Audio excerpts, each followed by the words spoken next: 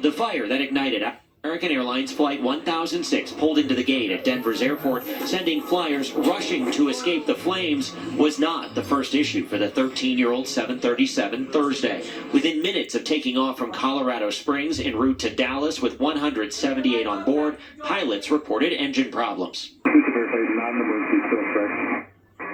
We just have a high engine vibration, so we are cruising slower than normal. Passenger Helen Prager. Plane shock, and I was like, whoa, this was literally on take. I'm like, something's wrong here. The pilots elected to turn around, diverting to Denver, but did not request fire crews meet the plane.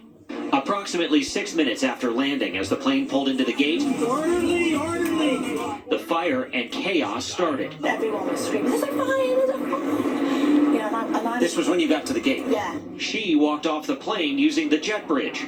Passengers in the back used emergency exit slides. The plastic of the window was melting and bubbling, and people were screaming. And those in the middle, like Magdi Abdullati, went out the emergency exit windows onto the wing. He shot this video. You can see a man holding a baby as the smoke billows around them.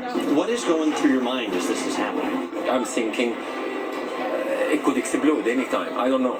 You know, I've never been in a situation like that, and you don't know what to do. The big question now, what went wrong here? 2 NTSB investigators have arrived in Denver and are working to answer that very question. American Airlines is praising its crew, airport crews, and first responders for getting everyone to safety so quickly. The 12 people who suffered minor injuries are all out of the hospital tonight. Okay, Chris Van Cleve, thanks so much. Robert Sumwalt is an expert on aviation safety and accident investigation. He's a former chairman of the National Transportation Safety Board. He joins us now from Columbia, South Carolina. So, Robert, we saw this incident, we saw the one in D.C. and the one in Toronto, all recent weeks with the same question on everybody's mind. Is it safe to fly? What do you say? Well, Maurice, it's certainly understandable that people are a little jittery about flying right now, but let me remind you that the same aviation system that we had before, the same airline system that was very safe 6 months ago, we have that same safe system now. And when I talk about a safe system, I'm talking about airplanes that are well manufactured, well maintained, flight crews that are well trained very well, flight attendants that are trained well. It all comes together to give us a very robust, safe system. Robert, in this incident, you had passengers leaving a plane that was in trouble. You had the same situation in Toronto. What do you notice from those evacuations, and what should people know?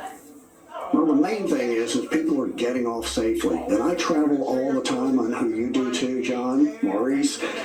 I always pick up that emergency passengers briefing card, and I read that, and I pay attention to the flight attendant briefings. And also, one thing you won't hear, but anywhere else here, but on CBS News, wear your shoes during takeoff and landing. If you need to get off of an airplane, you're going to want to have your shoes on. Excellent advice and insight, Robert Sumwalt. Thank you so much. Now, some of the top stories from around the world in tonight's